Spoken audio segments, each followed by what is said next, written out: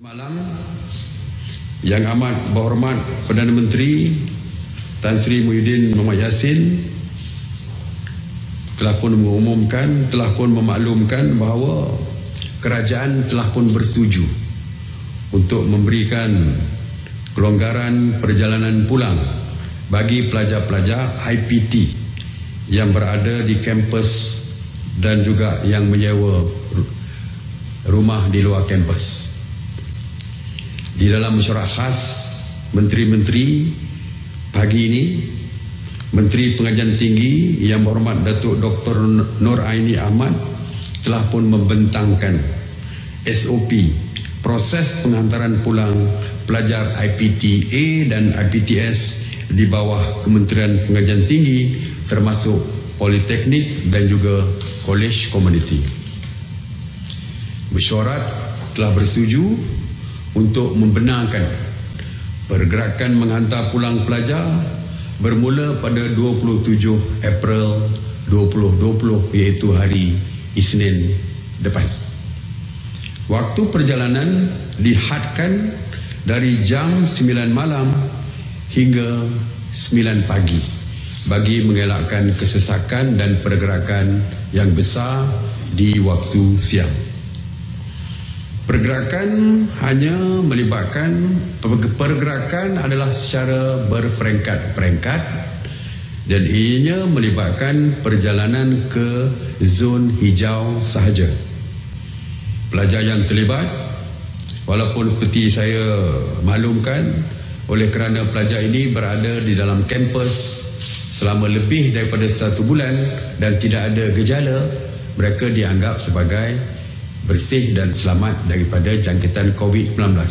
Walau bagaimanapun, kita juga mengarahkan supaya setiap pelajar yang ingin pulang perlu menjalani saringan gejala sebelum menaiki bas dan mereka akan dibekalkan dengan makanan dan topeng muka. Jadi kita akan cek dulu, walaupun kita tahu mereka tidak gejala, tapi masih lagi kita akan mengadakan saringan gejala sebelum mereka berlepas pulang ke kampung mereka. Mereka yang menggunakan bas akan dihadkan dan dipastikan dari segi penjarakan sosial di dalam bas-bas mereka. Jadi kalau tempat duduk tu untuk 2 orang hanya boleh digunakan oleh 1 orang saja.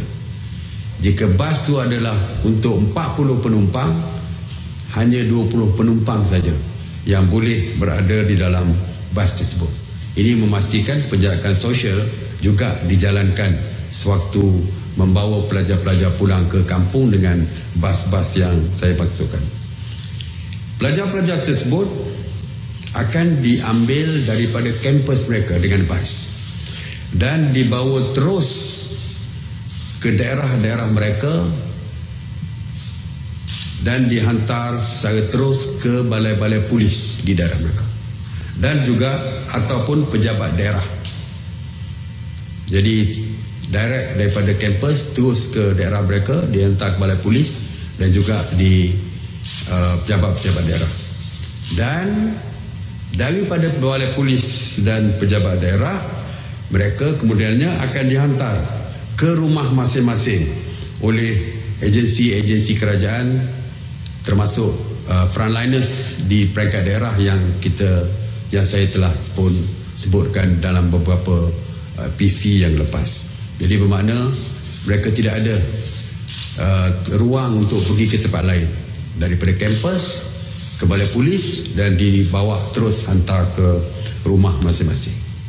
Bagi pelajar-pelajar yang memiliki kenderaan sendiri, mereka dibenarkan memandu pulang dengan syarat perjalanan mereka tidak merentas negeri dan mereka hanya boleh memandu seorang sahaja untuk 1 kenderaan.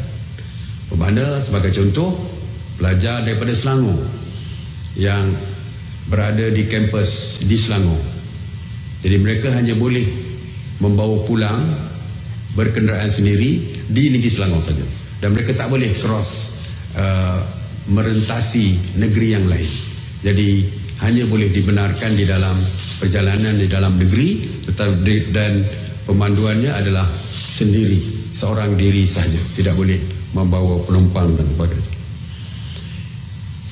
Dan mereka juga jika ingin berkenderaan sendiri perlu mendapatkan kelulusan daripada pihak polis di balai polis yang berdekatan dengan tempat tinggal ataupun kampus mereka. Bagi pelajar-pelajar yang berhasrat untuk pulang ke Sabah ataupun Sarawak, penerbangan pulang ke negeri masing-masing akan disediakan dan pendaratan adalah di lapangan terbang yang berhampiran dengan kawasan tempat tinggal mereka. Dan seperti yang telah pun diputuskan oleh kerajaan negeri Sarawak dan Sabah, mana-mana penumpang yang datang daripada Semenanjung sekalipun, mereka akan dikuarantin. Jadi termasuklah pelajar-pelajar yang dihantar pulang juga akan dikuarantin wajib selama 14 hari. Unless, kecuali kerajaan mereka menukarkan SOP yang telah pun mereka tetapkan dulu. Proses pengantaran ini akan melibatkan sebanyak 85% daripada jumlah keseluruhan pelajar, dan iaitu sekitar 53,000 pelajar. Maknanya bukan semua pelajar akan pulang. Ada yang tidak berminat untuk pulang kerana mungkin mereka akan menduduki peperiksaan. Ada di kalangan mereka kerana mereka belajar secara online di universiti sekarang. Di kampung mereka mungkin tidak ada internet dan sebagainya. Mereka tidak boleh mengulang kaji dan belajar secara online. Jadi mereka berminat untuk terus tinggal di kampus. Terdapat 15% pelajar yang memilih untuk kekal tinggal di kampus ataupun kolej masing-masing. Dan bagi mereka yang terus tinggal di kampus, kita akan menanggung mereka seperti biasa. Dari segi makan, minum dan sebagainya akan terus ditanggung oleh kerajaan. Dan yang saya sebutkan tadi adalah pelajar-pelajar di bawah KPT, Kementerian Pengajian Tinggi. Saya sebutkan tadi termasuk politeknik, kolej komuniti dan sebagainya. Seperti kita tahu, pelajar-pelajar IPT ada di bawah kementerian-kementerian lain. Sebagai contoh, UniKL misalnya, dia pelajar di bawah Kementerian Pembangunan Luar Bandar dan Wilayah. Jadi kita membenarkan kementerian-kementerian lain menguruskan untuk membawa pulang pelajar-pelajar IPT di bawah kementerian masing-masing, tetapi SOP-nya menggunakan SOP yang dikeluarkan oleh Kementerian Pengajian Tinggi. Dan untuk pengumuman yang lebih detail dari segi pergerakan, bila, time, zon mana yang dahulu ke utara, selatan dan sebagainya, saya percaya KPT akan membuat pengumuman tentang perkara yang lebih detail. Jadi kita tunggu pengumuman daripada KPT, Kementerian Pengajian Tinggi, untuk perjalanan yang lebih detail untuk pelajar-pelajar yang akan pulang. Daripada Bernama TV, Dato' Sri, saya nak tanya berkenaan dengan pelajar intern yang berada di luar kampus. Bagaimana, adakah mereka dibenarkan pulang ke kampung halaman mereka? Kedua, soalan berkenaan dengan baru-baru hari ini, salah satu portal yang mengatakan bahawasanya Kerajaan Negeri Sarawak akan melaksanakan SOP tersendiri untuk membawa pulang pelajar mereka. Dapatkan reaksi pada Dato' Sri. Okey, saya dah kata tadi, pelajar yang dibawa pulang bukan saja pelajar dalam kampus, tetapi juga pelajar-pelajar di luar kampus yang menyewa sendiri. Dan dari segi Sarawak, sebenarnya dari segi kepulangan pelajar-pelajar kita ke Sarawak dan Sabah diatur oleh Kementerian Pengajian Tinggi, tetapi dengan kerjasama dengan kerjasama kerajaan negeri Sabah dan Sarawak juga, ya. Kita bekerjasama dengan Sabah dan Sarawak kerana seperti kita tahu kedudukannya, kalau sampai ke satu lapangan terbang misalnya ke Sibu atau ke Sibu sebagai contoh, kalau tak silap saya, nak dihantar ke Kapit misalnya. Jadi tentulah dari segi ground handling dan sebagainya dibincangkan oleh KPT dengan Kerajaan Negeri, kerana dia berbeza dengan kita. Kalau kita direct boleh hantar ke balai-balai polis yang berhampiran, tapi penerbangan mereka di bandar-bandar kecil mungkin jauh di hulu sungai dan sebagainya, tidak ada pesawat direct, dia ke lapangan terbang di bandar besar, dan untuk ke bandar-bandar kecil tadi tentulah perlukan kerjasama dengan Kerajaan Negeri. Jadi kita KPT akan berbincang dengan Kerajaan Negeri. Datuk Seri, saya Rosmalis dari Penama. Tadi Datuk Seri jelaskan hanya kepulangan pelajar ke zon hijau sahaja. Maknanya pelajar yang kediamannya di zon merah tak boleh balik ke, atau macam mana? Dan kalau pelajar itu dari zon merah pula nak balik ke zon hijau, bagaimana? Okey.